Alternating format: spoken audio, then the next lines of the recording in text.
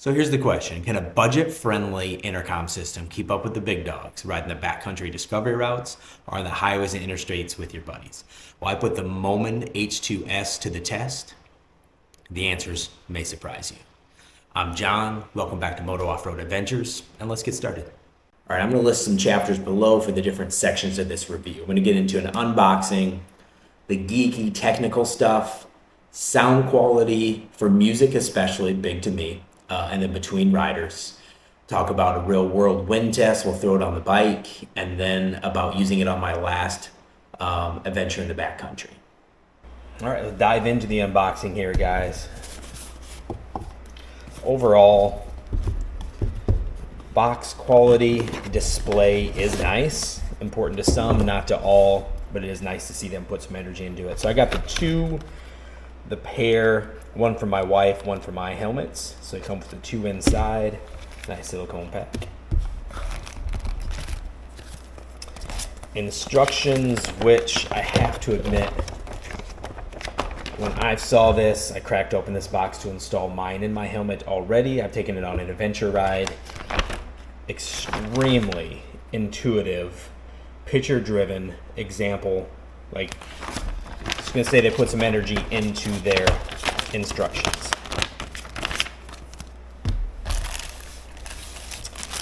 On each helmet has one single bag, which is nice. There's not 5 or 6 bags. All right, so you have both clips. This is the one that I prefer. This is the pressure fit. So you're gonna slide this up into the helmet. Pressure fits nice and snug and secure. And like all the other models, it does come with 3M if you prefer just to stick it to the side there. It is a really nice, if you can see how much grab there is for that release. Let me show you that real quick. So you have the model here, the 2 connections on back. Very easy to lock into place, but also just as far as disconnecting, really, really easy to disconnect that. So I do like the design. Your USB standard charging cable. And you do have the 2 versions of that microphone with the connection there. It's going to be a proprietary connection, so you're going to use one of these 2. You're either going to use the standard boom style mic.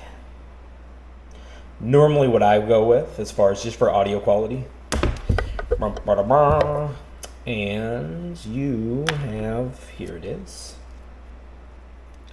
smaller mic, a little bit easier to place in some of the helmets, about the same size length cable there.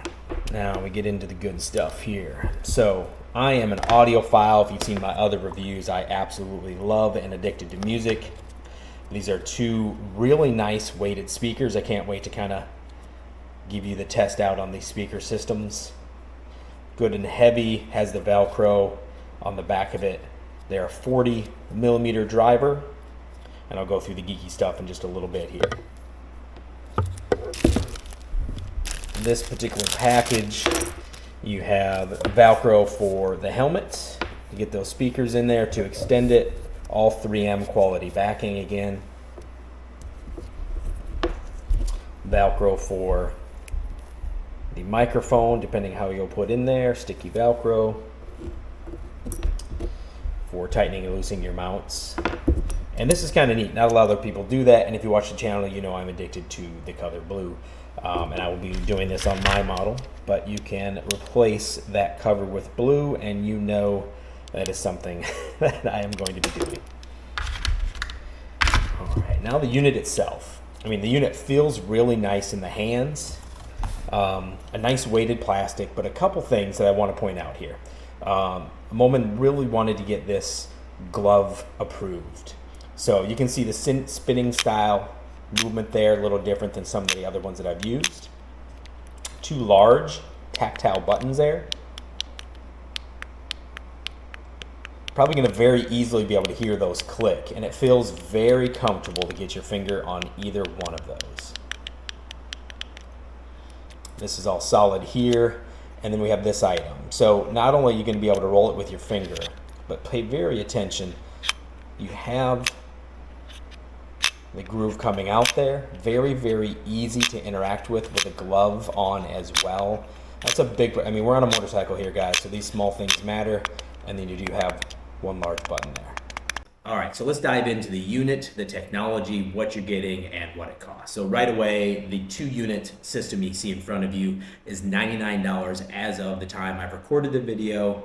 It does currently have a 10% discount on Amazon. I'm not sure how long they will run that. I do have the links below. Those links are affiliate links. So I get a couple pennies if you click on that and purchase the products. There's no difference to you. It does help support the channel. I do greatly appreciate your support.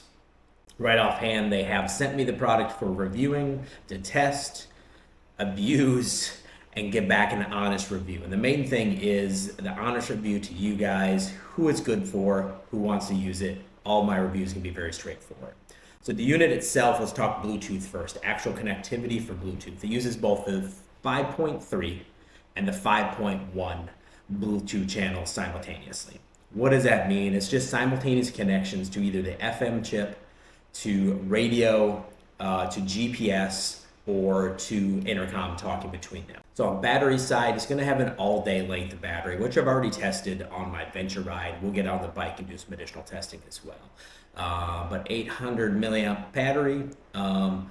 They state in the box and literature that that should give you a 24-hour ride without charging. I've definitely seen the same on Bluetooth riding by myself and intercom riding with a friend as well.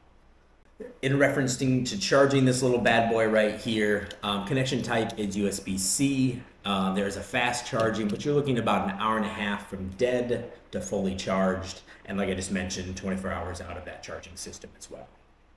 The speakers, which we touched on a little bit, they are 40 millimeter hi-fi, high fidelity speakers. We'll talk a little bit more on that in the audio side of it, because listening to music is a big part of what I do out there. It's important to me, not everybody, but look below, we'll have a little audio chapter there as well for you. Two really cool things that come into the package. Again, it's really about value, but they have Bluetooth sharing, music sharing. So you can both share music back and forth if there's more than one person riding you, like with my wife, and FM tuning sharing, which seems like if you get a chance to use it, it is really neat. You get to share the music, pick the music back and forth. So really neat feature. All right, we're on the bike, guys. Let's talk about real world usage. First thing I'll talk about is back at the shop. I just had to test the audio use between the current model I had in my head, my helmet, and then the one my wife's helmet. So of all three, one of those being my Cardo TalkBack Pro, audio was surprisingly amazing, and that's a big thing for me. If you're not an audio person or a music person, you kind of skip ahead to the next side, but I listen to a lot of music out here. So I was really impressed with overall sound quality. Got a chance to listen to some rock and roll, some metal, and then something with a little bit more highs and mids in it. The lows are exceptional. They sound good. The mids are pretty bright, and the highs actually sound outstanding. To break that down a little bit, I think the only thing that's really lacking, let me pop this down here. The only thing I would say is the bass seems a little bit muted, but overall sound quality is surprisingly good. Music through it, R&B, metal, and hard rock, kind of my stuff I listen to, was absolutely outstanding. I am very, very impressed there, especially for the cost of what, $50 a unit, $100 for two of them. They put a lot of energy into their drivers, which is good. Second thing is just overall audio between riders. My wife right now is at home. I'm going to tie it to her in just a little bit. She's got the other unit in her helmet, installed it there for a distance test. But Bluetooth streaming, FM streaming, audio, definitely pretty impressed. I did have a chance to use this on one of my last adventure rides. It's probably why my helmet looks like this. I just got back. And I was very surprised there as far as connection quality, music quality. The nice thing it does have also is on the intercom side, if you are disconnected or away from the other rider, it will auto connect, and I was able to test that out as well. Now they say 1,000 meters, as I mentioned, 3,000 feet. I don't know if I'm getting that out of it, but I'm doing a quick little test here around this corner because I will be a quarter of a mile away from the tiny house. This is my testing spot for all of these as I come up to this stop sign. All right, Missy. Can you hear me okay? Break 10. How about you, Missy? And by the way, the trucker type of speak is not needed. It's not required. Can you hear me okay? You there? Okay. Yeah. Yeah, sound quality is phenomenal. You breaking up at all? Anything like that? Yeah, I got you pretty loud and clear. Just crazy how nice it sounds. Speaker, I guess part of that is the microphone as well. But the speaker quality is just phenomenal. So you can still hear me all right?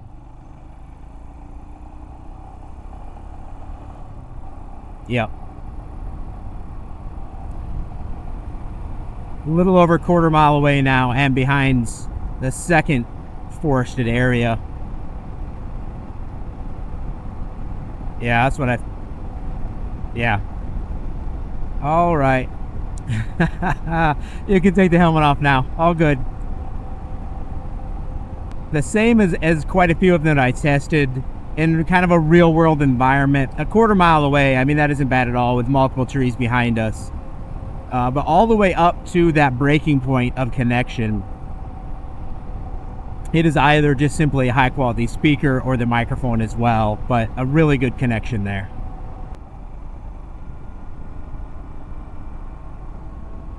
All right, playing some music again.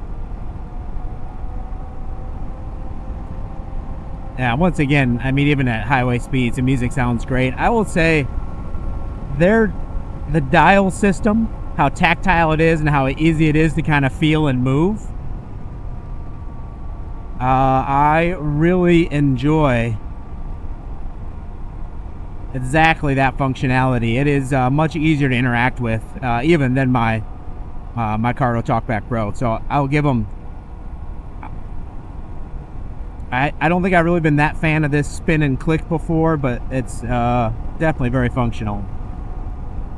So really, when we're talking about real world use, on my adventure riding trip that I just took, I got the same thing out of it. I'm pretty impressed with overall control, how it feels, the build quality of it. For a budget unit, it just kind of seems like a home run. All right, back to the shop here. So what do we learn? Number one, if you get off an adventure ride and the next morning you're going to do a review of a product, clean up your wind visor a little bit. Beyond the very dirty wind visor there, sound quality, once again, just as I thought, outstanding. Very surprised. Bass could be a little better. That's perfectly fine. For both audio between riders and music, it's fantastic.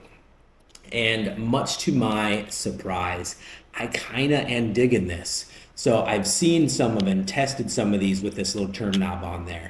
But with that little puck out there, this thing is extremely easy to interact with.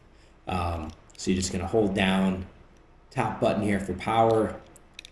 Bluetooth connectivity with one button, one press of a hold for intercom connectivity. But we have music volume up, music volume down, same thing in a call. Accept a call is that tack button right in the middle there. Hold for next song, back. That is outstanding. I really do like that quite a bit. So when it comes down to the pros and cons and who would I recommend this for, I think both adventure riders, street riders, this is going to work great for.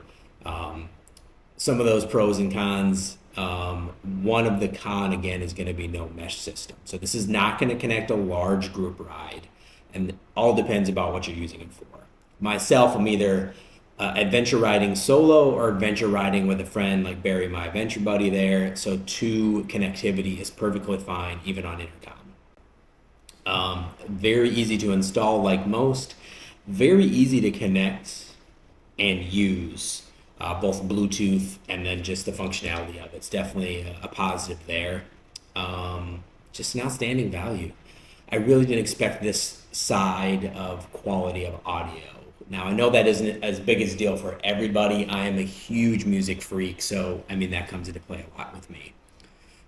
Some of the cons, so the FM tuner, as I'd kind of alluded to, I do a lot of riding in the middle of nowhere, so maybe that's it. But was dropping connectivity, had a little bit of issues with it when I was in bigger, more rural areas, a little bit bigger towns anyway. It didn't have that many problems, but so the connectivity there. The music sharing and the FM sharing was very positive. Battery life, I'm seeing about the same. They're quoting 24 more hours. When I was solo riding on my adventure that I got to use it on, I was seeing easy all day. I'm riding anywhere from 6 to 12 hours, and I had plenty of battery power to get through that, and it's fast charging. All right, so my final verdict. If you're looking for a reliable, feature-rich intercom system that won't break the bank, I do think the Moman H2 Spin could be your next trail companion, whether you're adventure riding or on the streets. Absolutely recommend it.